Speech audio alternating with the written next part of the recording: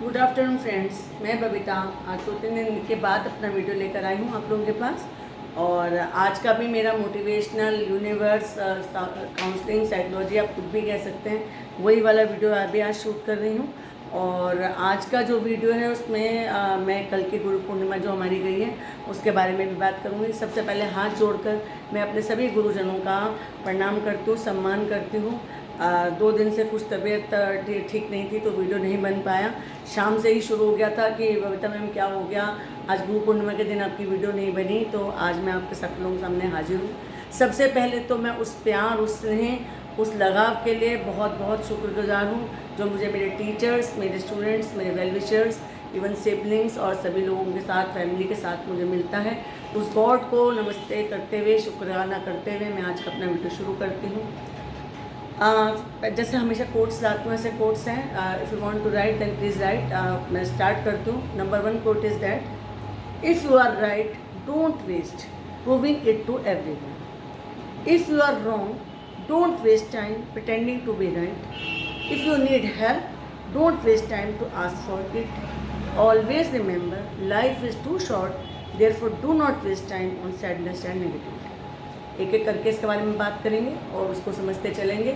आसान भाषा में समझाना इससे भी जरूरी हो जाता है कि ताकि साथ साथ मैं आपको कोई स्टोरीज़, कोई बात लेकर चलती चलूँ, अपने कुछ एक्सपीरियंस बताती चलूँ, ताकि आपको लगे कि ये खाली एक वैसे ही बात नहीं है, इसमें कुछ तारतम्य भी है और हमसे कर सकते हैं। If you are right don't waste proving it to everyone. देखिए, जो चीज़ सही है सही रहेगी।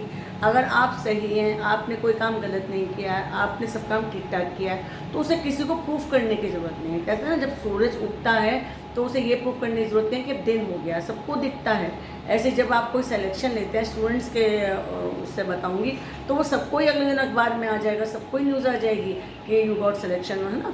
तो इसलिए उसे किसी प्रूफ करने की ज़रूरत नहीं। तो हमेशा ये चीज़ मानकर चलना कि अगर आप सच के साथ हैं तो उसे प्रूफ नहीं करना है, वो सबको दिखता है, चाहे कोई उसे शो करे ना करे, वो सबको दिखता है। Second, if you are wrong then don't waste time pretending to be right. देखिए, हम सब लोग गलतियां करते हैं, कोई इंसान ऐसा नहीं है गलती नहीं करता। इवन हम भी अपनी गलतियों से ही सीखते हैं। लेकिन उसमें एक चीज़ आपको मैं सावधान कर रही हूँ, बता रही हूँ, अगर आपसे कोई अनजाने में गलती हो गई है, या आपसे कोई बचपन में गलती हो गई थी, या आगे चलकर कहें कि जी ऐसा नहीं है कि आगे गलती नहीं होगी, तो उसमें एक ही बात आपको समझनी है कि आपको खुद को पता है कि हाँ जी गलती हो गई, तब आप उसको राइट करने की कोशिश ना करें।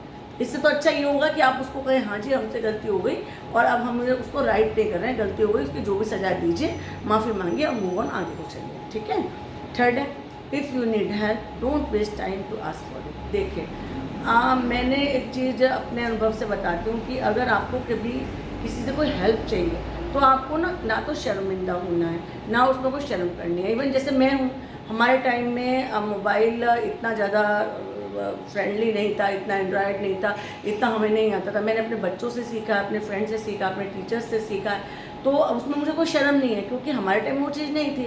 हमारे टाइम में जो चीज़ थी वो हमने सीखी। अब हम आप लोगों की वाली चीज़ें भी सीख रहे हैं, उसमें भी हम कर रहे हैं। आज की तारीख में हमें सब कुछ आता है, लेकिन अभी भी बहुत सारी चीज़ें हमें पूछनी पड़ जाती हैं। अभी भी हमें कई बार हमें कोई चीज़ फाइल सेव नहीं कर रही होती, कई बार हम कोई चीज़ डाटा निकाल नहीं पाते, तो हम कई बार बच्चों से पूछते हैं, फ्रेंड सर्कल में पूछते हैं। तो इसमें शर्म की कोई बात नहीं है, क्योंकि नॉलेज तो है ना। नॉलेज अब 50s में जो नॉलेज थी, जो 60s में नॉलेज थी, या जो आगे चल के 2030 में या 35 या 2050 में होगी, वो आज की तारीख में नहीं है। तो नॉलेज तो हमेशा इम्प्रूव करती चली जाती है, आपको सीखते चले जाना है। तो उसमें आपको कोई शर्म नहीं करनी है कि हमें ये नहीं आता या हमें वो नहीं आता। कोई आपको हेल्प मांगनी है तो आपको हेल्प ले लेनी चाहिए। Always remember life is too short, therefore do not waste time for sadness and negativity. मैं ये नहीं कहती कि सैडनेस एंड नेगेटिविटी किसी की लाइफ में नहीं आती है, सबकी लाइफ में आती है। सबका मन करता है चुपचाप एक तरफ बैठ जाने का, अकेले बैठ जाने का। इवन मैं खुद भी जानती हूँ कि जब कभी सैडनेस आती है, नेगेटिविटी आती है, आपका मन नहीं करेगा, 2-3 दिन मन नहीं करेगा किससे बोलने का। लेकिन एक चीज़ बहुत ही सच है, एक चीज़ बहुत ही अजीब भी है, और उसको आप समझ लेना कि आपकी सैडनेस नेगेटिविटी से आपके 2-4 जो बिल्कुल बहुत आपके करीब का सर्कल के अलावा किसी को भी कोई फ़र्क नहीं पड़ने वाला, दिखता भी फ़र्क नहीं पड़ने वाला। इसलिए उस सैडनेस नेगेटिविटी का क्या ढूंढना कि हम सोचें कि कोई हमें मनाने आएगा, कोई हमें समझाने आएगा। नहीं, लाइफ बहुत छोटी सी है। मेरे देखते देखते ही हम 45-50 एज में आ गए, है ना। हम कह रहे थे अभी कल ही तो हम लोग school college 12th class 11th class ऐसे याद आती है जैसे कल की बात हो। सच मानना, यकीन मानना, लाइफ बहुत जल्दी बीतती है और उसमें फिर आपके पास एक ये रह जाएगा कि ये नहीं किया, ये नहीं किया। जो करना है लाइफ में कर लो। जीन्स पहननी है लड़कियाँ जीन्स पहन लो, घूमना है घूम लो, स्कूटर चलाना चला लो, घूमना है कर लो, कहीं पहाड़ पे जाना है चले जाओ। और इवन मैं तो कहती हूँ कि आपको जो लाइफ में ये लगता है कि हम ये जब किसी टाइम आप बिल्कुल लाइफ के लास्ट में होंगे ना, तब इन दिनों को याद करेंगे कि हमने ये नहीं किया, हमने किया। इसलिए इस टाइम नेगेटिविटी में, गुस्से में और परेशानी में दिन को मत निकालो। एवरी डे का टास्क बना लो, इस दिन मुझे ये करना है, इस दिन मुझे ये करना है, इस दिन मुझे ये करना है। हमारे पास तो टाइम ही नहीं है, हमारे पास तो टाइम ही नहीं है ना लड़ने का, ना दुखी होने का, ना परेशान होने का। मैं ये ज़रूर कहती हूँ कि लाइफ में आगे चल के चलो बात करेंगे इस बारे में, एक ना एक दोस्त ज़रूर होना चाहिए। आपके लाइफ पार्टनर है, आपका दोस्त है, इवन आपका बॉयफ्रेंड है, गर्लफ्रेंड है, या इवन आपके कुछ आपकी सिस्टर है, आपके भाई या पेरेंट्स के साथ, किसी के साथ भी आपका एक ऐसा रिश्ता जरूर होना चाहिए कि जब भी आप परेशान हो, उदास हो, तो आप अपने मन की बात कर सकें। क्योंकि अगर आपने अपने मन की बात को शेयर ही नहीं करी, तो मैं फिर आपको बताती हूँ साइकोलॉजिकल रूप से कंधों में दर्द, सिर में दर्द, पेट में दर्द और जी घबराना, इवन आपके चेहरे पर झाई तक पड़ सकती है, बाल वाइट हो सकते हैं। इसलिए किसी ना किसी को तो आपको एक अपना फ्रेंड, एक राजदार बनाना ही पड़ेगा ताकि अपने मन की बात को आप शेयर कर सकें। अब अगली बात आते हैं, there is so much power in believing that everything will work out even when you don't know how और when you just believe in universe. Second thing, there is a super power, unbelievable और not. Yes, the power of belief is incredible.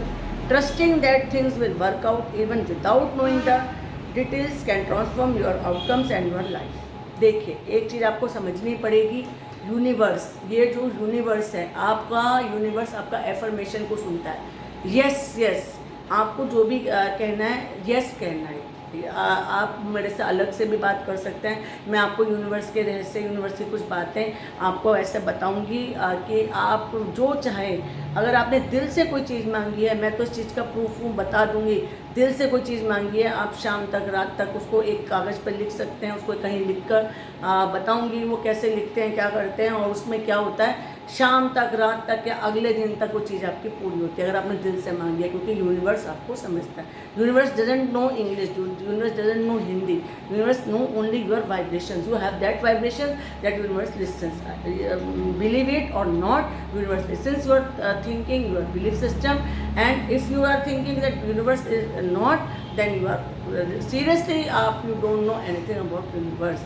Universe जो है वो सुनता है, मैं इस चीज़ का प्रूफ हूँ, मैं इस चीज़ को मानती हूँ। कल परसों मैं भी आपको बता रही थी, किसी भी चीज़ से उदास कोई भी हो सकता है। मैं भी उदास थी, मैं भी परेशान थी, मंदिर के सामने से जा रही थी। मंदिर इज़ व्हाट? मंदिर इज़ योर देवता, है ना। आप किसी एक देवता, किसी ईश्वर, यूनिवर्स या किसी एक आध्यात्मिक शक्ति को आप मानते हैं, वो मंदिर में है। जैसे आप हनुमान जी, शिव जी, कृष्ण जी, एनीथिंग। मैं कृष्ण जी को मानती हूँ, मैं यूनिवर्स को मानती हूँ, शक्ति को मानती हूँ, देवी को मानती हूँ। तो आप किसी को भी मान सकते हैं और आपने उनसे अपने दिल से कोई बात कही और आप उसको बोलें कि अगर आप हैं या नहीं हैं, आप मेरी इस बात को सुनिए। आप मानेंगे कि मुझे रात तक वो चीज़ मुझे मेरे सामने आ गई थी जैसा मैंने चाहा था, मुझे मेरा जवाब मिल गया था, जबकि मुझे कोई उम्मीद नहीं थी कि मुझे कोई जवाब मिलेगा। मैं थैंक यू बोलती हूँ उस यूनिवर्स को कि मैंने जिस चीज़ को दिल से मांगा था वो मुझे रात तक उसका जवाब मिल गया। मैं सुबह से फिर से हिम्मत से फिर से आप लोगों के सामने वो वीडियो बना रही हूँ, क्योंकि मैं आपको बताती हूँ कोई बंदा ऐसा नहीं है जिसकी लाइफ में नेगेटिविटी नहीं आती, जिसकी लाइफ में प्रॉब्लम्स नहीं आती। दीदी की तरह से बता रही हूँ आपको। मेरे को नॉर्मली सब लोग बोलते हैं मेरे ग्रुप में, मेरे सर्किल में, टीचर बच्चों में।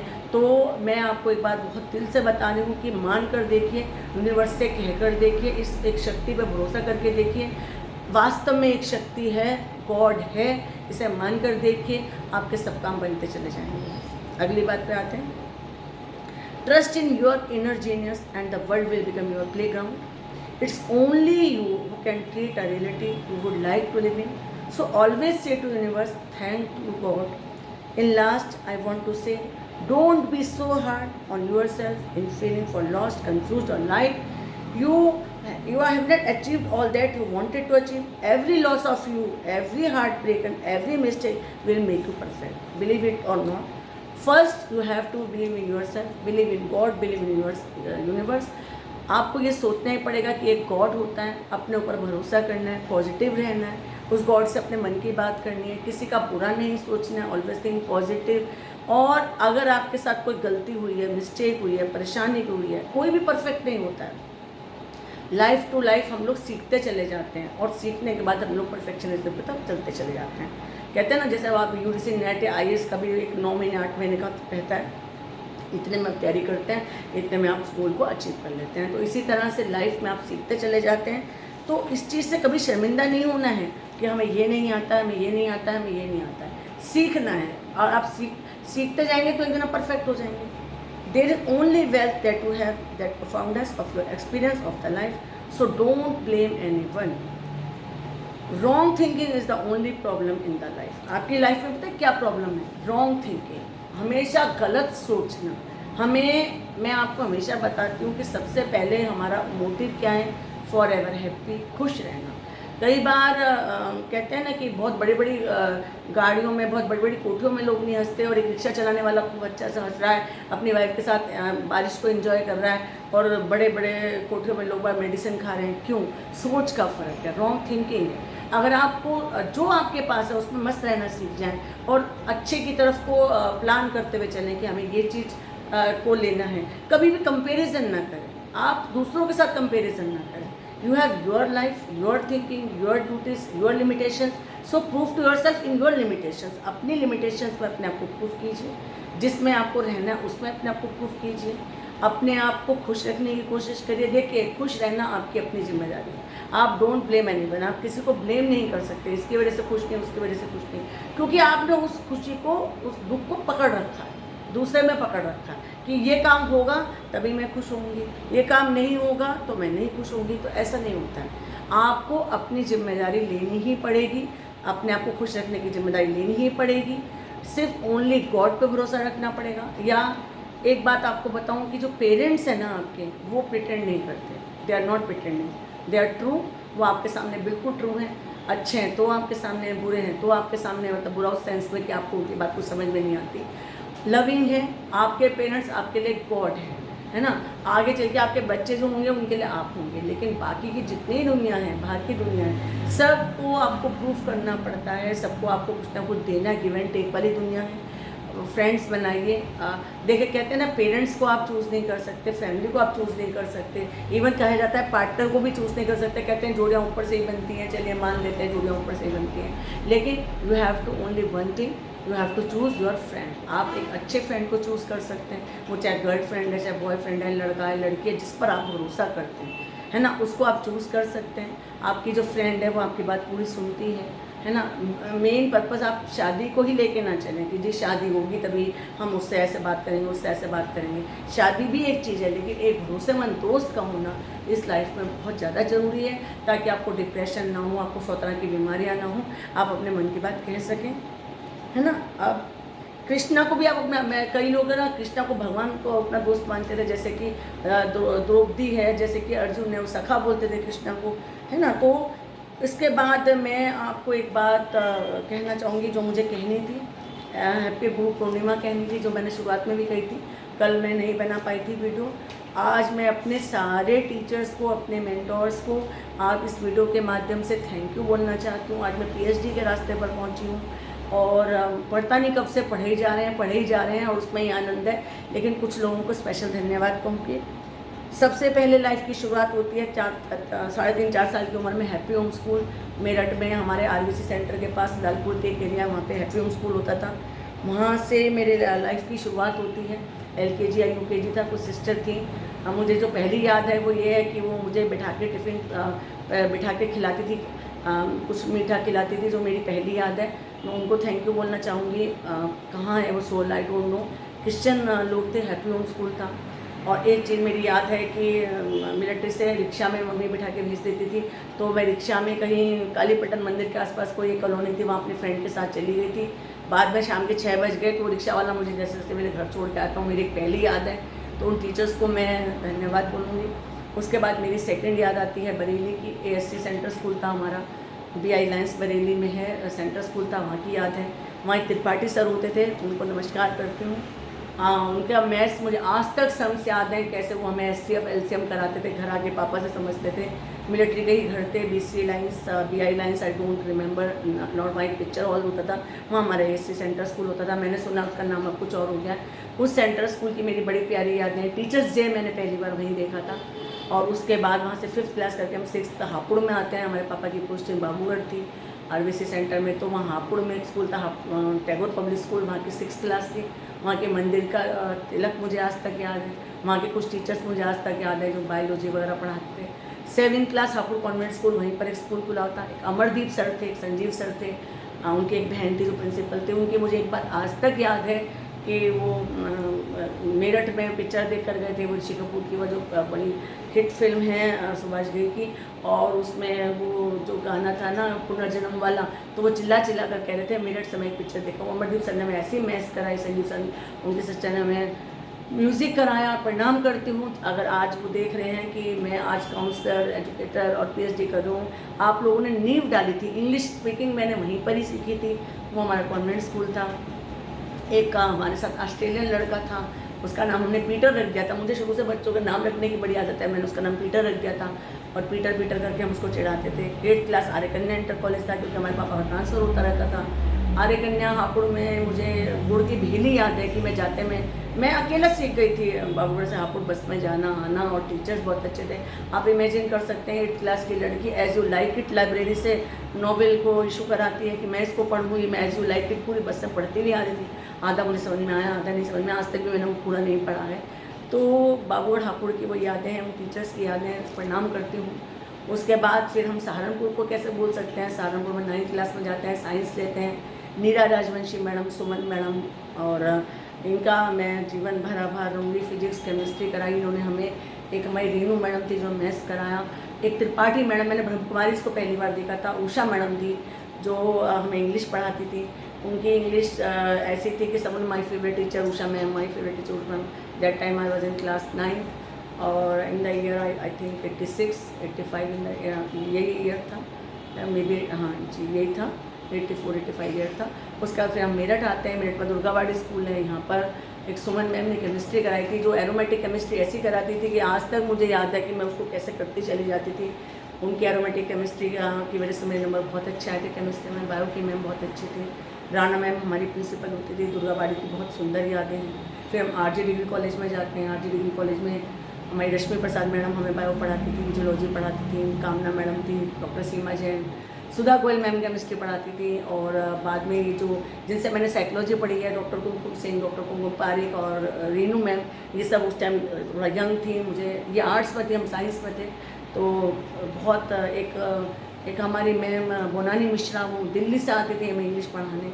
तो उन सबको प्रणाम करती हूँ। मेरी लाइफ में इन सब टीचर्स का बहुत अधिक महत्व है, इन सबको प्रणाम करती हूँ। डॉक्टर नीना बत्रा, जिनका साथ मैंने बाद में जॉब की है, मैंने साइकोलॉजी उनके अंडर में इग्नू से की है। इग्नू सेंटर यहाँ पे हमारे मेरठ में था, वहाँ से मैंने डॉक्टर नीना बत्रा के अंडर में मैं जाकर प्रैक्टिकल कराती थी। मैं 4 साल 5 साल का साइकोलॉजी का टाइम बहुत अच्छा बीता है। फिर वहाँ पे मैंने जॉब भी की है as a counsellor, as a psycho faculty. कुछ टीचर्स के साथ मेरा बहुत अच्छा रैंक, मैंने डॉक्टर शिखा शर्मा थी और डॉक्टर कुमकुम पारिक, डॉक्टर कुमकुम सिंह तो थी, डॉक्टर नीना बत्रा, अनुभा मैम और बहुत सारी टीचर्स हैं, डॉक्टर रेनू हैं। तो सबको मैं आभार प्रकट करती हूँ।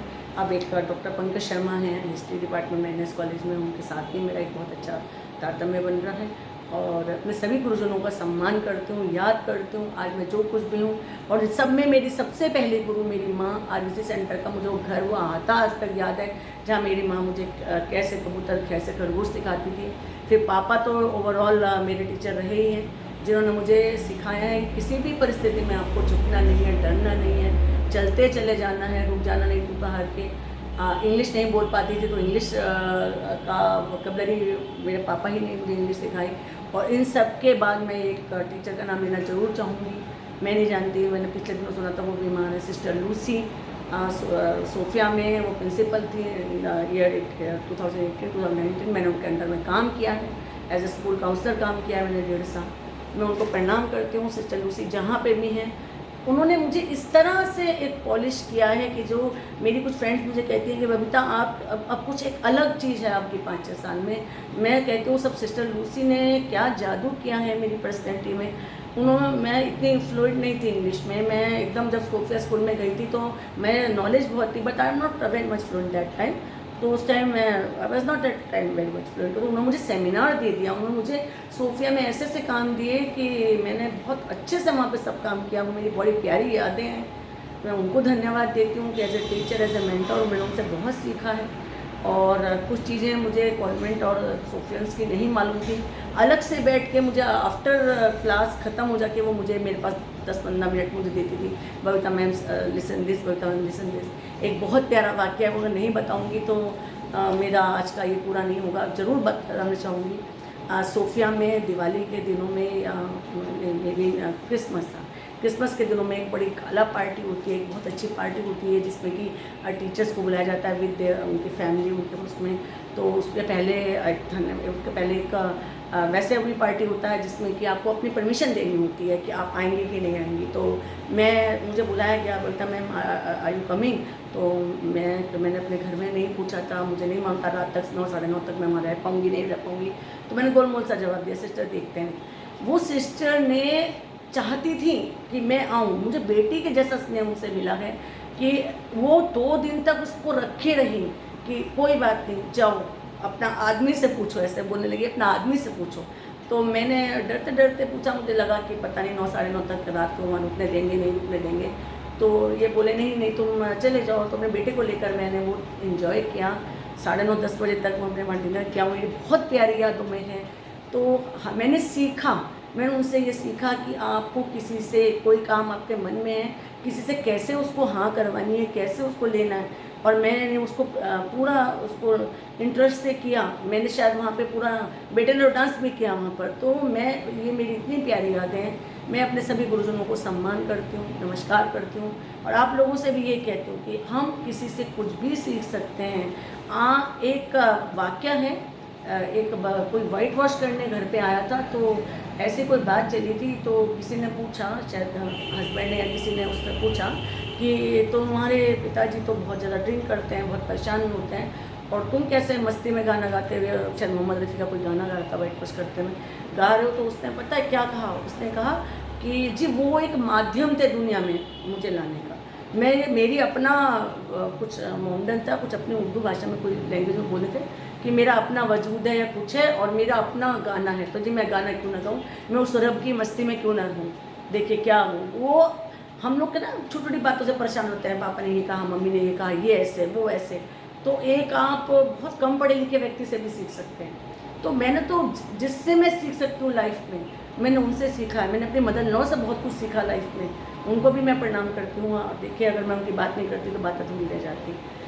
सबको प्रणाम करते हुए आज का दिन बहुत अच्छा है और बारिश हुई है बहुत सुंदर। और जो कोई कमी है प्लीज़ कमेंट्स में लिख सकते हैं, बता सकते हैं। अपनी वाणी पर नमस्कार, धन्यवाद।